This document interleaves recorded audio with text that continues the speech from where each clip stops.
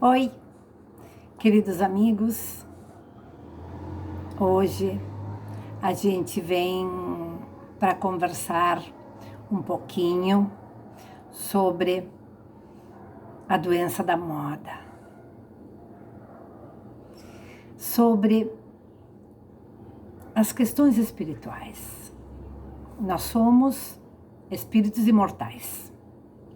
Pois bem, somos produto das nossas decisões, das nossas iniciativas. E aí vamos construindo aos poucos o nosso jeito especial, particular de ser, a nossa individualidade. Ao longo de diversas experiências no corpo físico, caminhamos para a maturidade, para o progresso. Caminhamos para a angelitude, desenvolvendo as nossas habilidades, as nossas capacidades. E um dia todos nós seremos anjos. E vamos nessa nossa caminhada reproduzindo sistemas, até inconscientemente, comportamentos os mais variados. Nos acostumamos a mentir.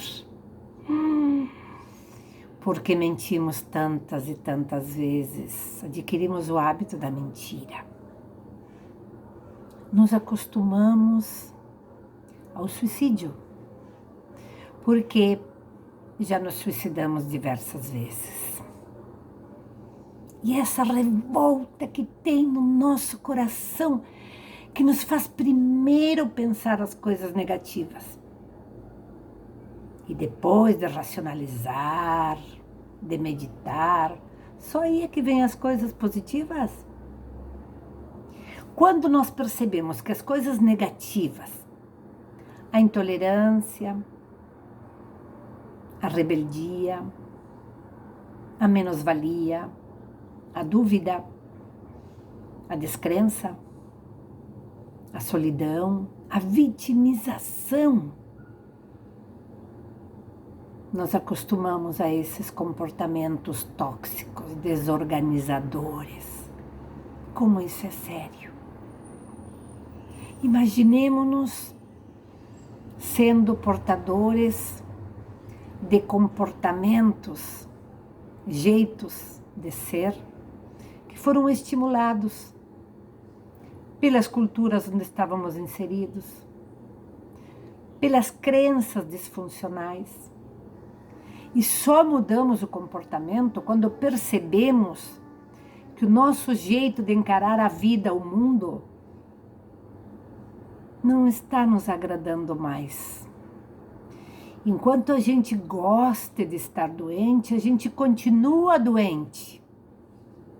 Enquanto a gente acredita que tem um remédio que vai nos trazer felicidade, a gente vive tomando remédio para nos trazer felicidade. Enquanto a gente acha que eu tenho algum benefício, algum lucro no materialismo ou no egoísmo, eu continuo sendo egoísta e materialista. Como isso é sério. Nós só mudamos o comportamento, só deixamos de ser o que a gente era quando isso nos trouxe muita miséria humana, quando isso nos trouxe muita dor, muita angústia, muito sofrimento. A doutrina espírita nos fala com muita adequação e com muita objetividade na necessidade que a alma humana tem de mudar o comportamento, de fazer a reforma íntima. E nós temos essa habilidade. Jesus diz que foi a nossa fé que nos curou. Se a nossa doença é a mentira, nós precisamos nos esforçar para deixar de ser mentirosos.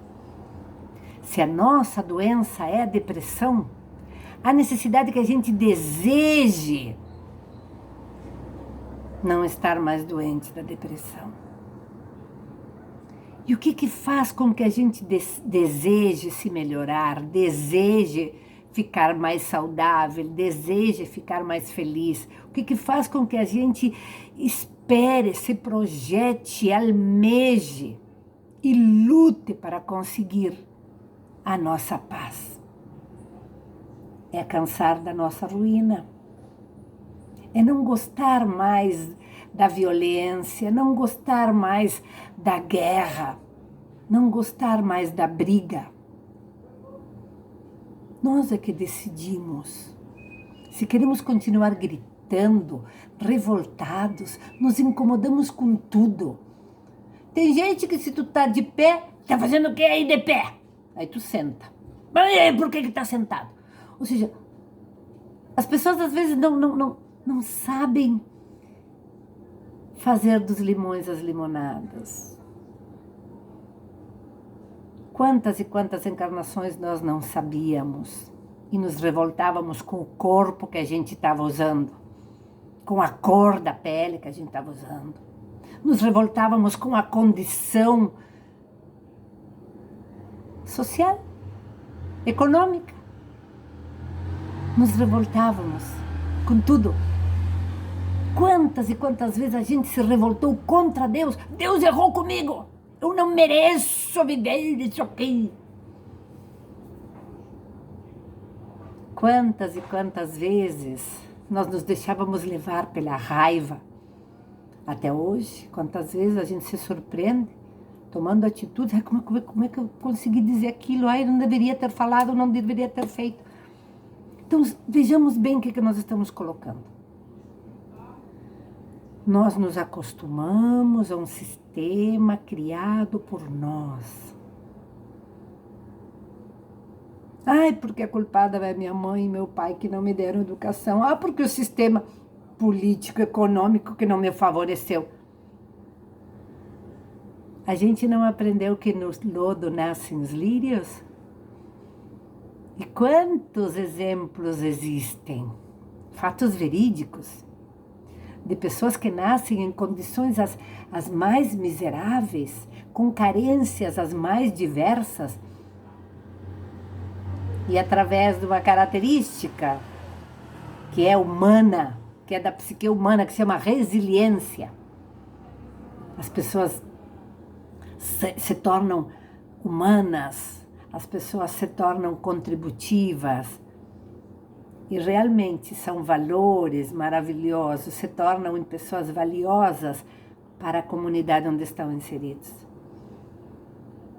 Quando nós falamos nos comprometimentos espirituais da depressão, é para a gente aprender a não mais nos satisfazermos com as aparências, com a superficialidade.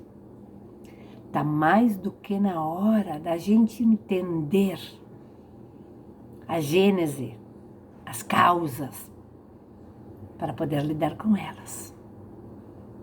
Se temos habilidade para nos habituar a coisas ruins, desorganizadoras, vamos usar essa mesma habilidade psíquica para começar a pensar, sentir, falar e agir com saúde, com bem-estar, com harmonia, com fraternidade, com mais amizade, com mais respeito, com mais carinho.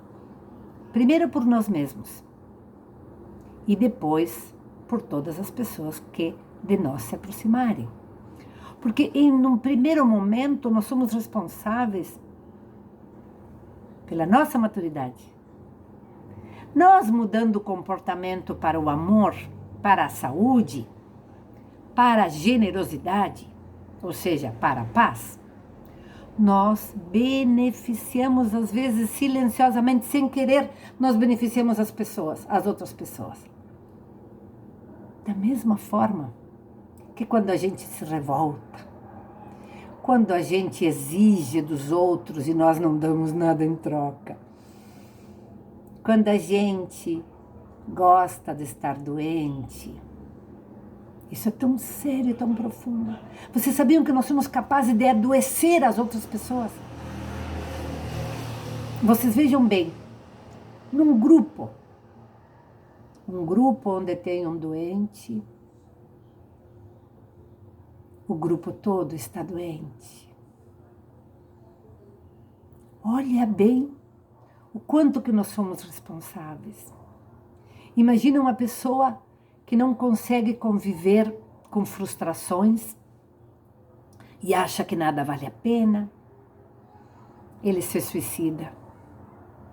Vocês viram o sofrimento de uma família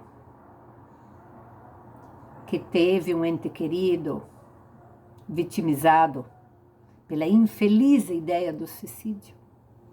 Vocês viram como isso é sofrido, é triste, é desorganizador? Vocês viram como numa família onde tem um paciente, uma pessoa com a doença chamada depressão, que ela deprime todo o grupo? E aí vocês vão me dizer, pô, mas e a lei de causa e efeito? Pô, mas o que esse grupo tinha de comprometimento para lidar com essa pessoa? Será que o grupo também não contribuiu para essa depressão? Vejamos bem a imensa variabilidade de quesitos, de itens que precisam ser levados em conta. A doutrina dos espíritos, ela nos traz muitas metodologias, nos traz muitas técnicas para contribuir em todos os momentos da nossa vida. Em qualquer estágio da nossa evolução consciencial que a gente estiver, nós podemos lançar mão da terapêutica espírita.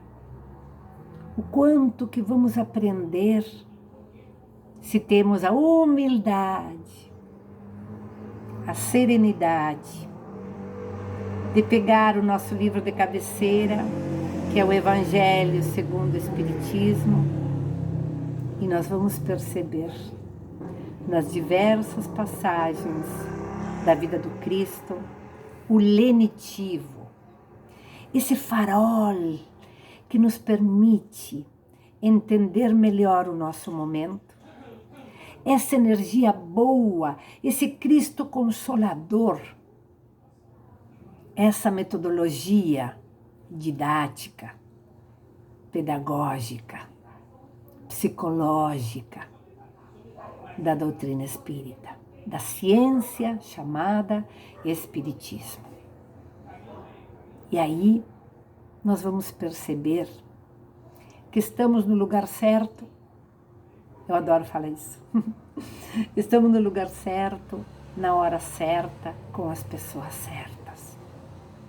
E que a bondade e a misericórdia de Deus enriquece para cada um de nós subsídios, ferramentas as mais variadas para contribuir na nossa reforma íntima e para que a gente possa, de alguma forma, contribuir com a reforma íntima alheia.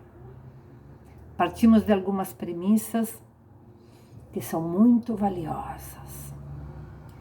Por exemplo, imaginemos um espírito que teve oportunidades em outras encarnações de conviver na opulência.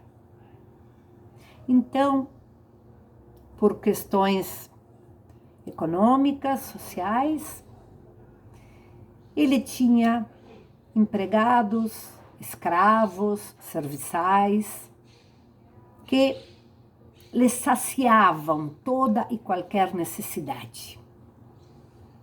Ele podia sujar, porque tinha alguém que ia lá e limpava. Ele podia estragar, porque tinha alguém que ia lá e consertava. Ele não precisava nem pensar. Imagina alguém que precisasse de água, ele dizia, eu quero água, e já trazia um copo d'água para ele. Alguém que não precisava nem programar a sua vida, porque tinha alguém que programava a vida dele. Que preguiça mental é essa? Não precisa, tem tudo a tempo e hora. Então ele se torna uma pessoa inútil. Que coisa feia a palavra inútil. Eu não sou capaz de saciar as minhas necessidades, porque se eu estou com fome, tem alguém lá que prepara minha comida. Se eu estou com frio, tem alguém lá que trouxe o cobertor. Então, que sentido tem a minha vida? Olha como isso é sério. Olha como isso é sério. Ainda em algumas encarnações, pode ser que ele precise vivenciar situações econômicas e sociais não tão favoráveis quanto a opulência, a riqueza, a fortuna. E tem pais que lhe subsidiam. Esses pais que desejam dar aos filhos aquilo que meus pais não me deram. E pensam que dar coisas é suficiente. Como ainda tem adultos que pensam que dar coisas, eu quero dar coisas que meus pais não deram para mim. Ai, que frustração tanta é essa. Então, não querem que o filho sofra. Evitam as carências, trabalham de manhã, de tarde, de noite para ofertar o melhor videogame. Tudo que o menino quer, lhe é dado. Ele vê que tem um celular, uma marca de celular novo, que faz tantas e tantas operações, vão lá e compram aquele pro guri. Não tem ninguém na família de vocês assim? Imagina que ele quer o máximo de tecnologia num computador, ele vai lá e tem. Ele não se esforça para conseguir nada. Vocês já visualizam crianças que têm tanto brinquedo que fica naquela ansiedade, porque ele não sabe qual que brinquedo eu vou pegar primeiro. Ele não sabe escolher, porque tem tanto a seu dispor. E ele não faz nada para conquistar, porque ele apenas, sabe, ele não precisa nem desejar, porque a mãe já desejou por ele, ou porque o pai já desejou por ele. Ele não precisa nem querer, porque tem alguém que quer por ele. Que mente vazia.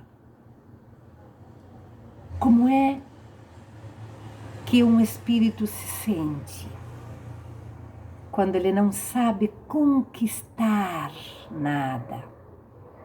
Quantos e quantos casos, até na escola, os alunos não estão bem naquela matéria, a mãe vai lá e briga com o professor daquela matéria. Então, ele vai ter um professor particular, etc. e tal, mas ele não se esforça por estudar, por entender aquela matéria. Lamentavelmente, isso ocorre. Então, ele passa de ano porque, né, os pais, se ele rodar, os pais capazes de tirarem ele dessa escola. Gente, que sistema que nós estamos vivendo. Hoje, lamentavelmente, temos que dizer, saúde e educação é comércio. As escolas estão angariando novos alunos. Os médicos, aquele médico que cobra mais caro, porque aquele médico é o médico melhor que tem. Que ideologia é essa? Que crença disfuncional? O que nos preocupa é o desfecho dessa história toda. Uma pessoa que acha que é vazia. Uma pessoa que se considera inábil. Uma pessoa que se considera frustrada porque nunca conseguiu se sentir útil, fazer alguma coisa de boa, de edificante, de construtiva. E ele tem crises de ansiedade. Ele não sabe lidar com as frustrações. Em raríssimas vezes ele ouviu a palavra não. E os pais, pensando que ser bom pai e boa mãe é concessão, é conceder. Ai, não vou dizer não para que ele não fique traumatizado. E o guri pegou um tremendo de um trauma. E fica ansioso. Quando nós não tínhamos muitas coisas, e nós tínhamos mais tempo para conversar com os nossos pais, nós aprendemos a fazer a nossa comida, sabemos fritar ovos, sabemos espremer uma laranja para fazer um suco, sabemos mexer na terra para plantar cenouras, beterrabas, salsinha, cebolinha, alface, rúcula, repolho. Sabemos como afofar a terra, sabemos quando aquela planta precisa de mais água. E sabemos qual é o ponto em que devemos colher as cenouras. Sabemos a delícia de entrar num banheiro e o banheiro está limpinho porque a gente limpou o banheiro e vamos tomar aquele banho saudável porque a gente trabalhou, limpamos a casa, organizamos o quintal, a horta. Então a gente está desejosos pela satisfação de um banho demorado. E nos sentimos úteis, porque sabemos consertar o livro que estava rasgado, porque aprendemos como costurar o botão da roupa que caiu. E ainda temos histórias tão bonitas para contar. Contar para os nossos filhos as histórias que os nossos avós e os nossos pais contavam para nós. Porque a gente não assistia à televisão, nós ficávamos conversando e falando sobre as nuvens, as estrelas e o sol. E falando sobre a beleza da natureza, a beleza da amizade, o valor que tem o trabalho. E ficávamos felizes, porque tínhamos louça para lavar. Significava que a gente teve comida para pôr no prato. E ninguém vai lavar a louça de mau humor. E ninguém vai lavar o chão de mau humor, porque é bonito ver o chão limpo e a pia toda lavadinha, limpinha. E não nos negamos para ralar um aipim. E não nos negamos para bater a mão bem batido um bolo de laranja. Somos pessoas que achamos que a química dos laboratórios farmacêuticos, das multinacionais, não nos trazem felicidade. Aprendemos a conquistar felicidade ouvindo boas músicas, nos permitindo acordar bem cedo para ver o nascer do sol.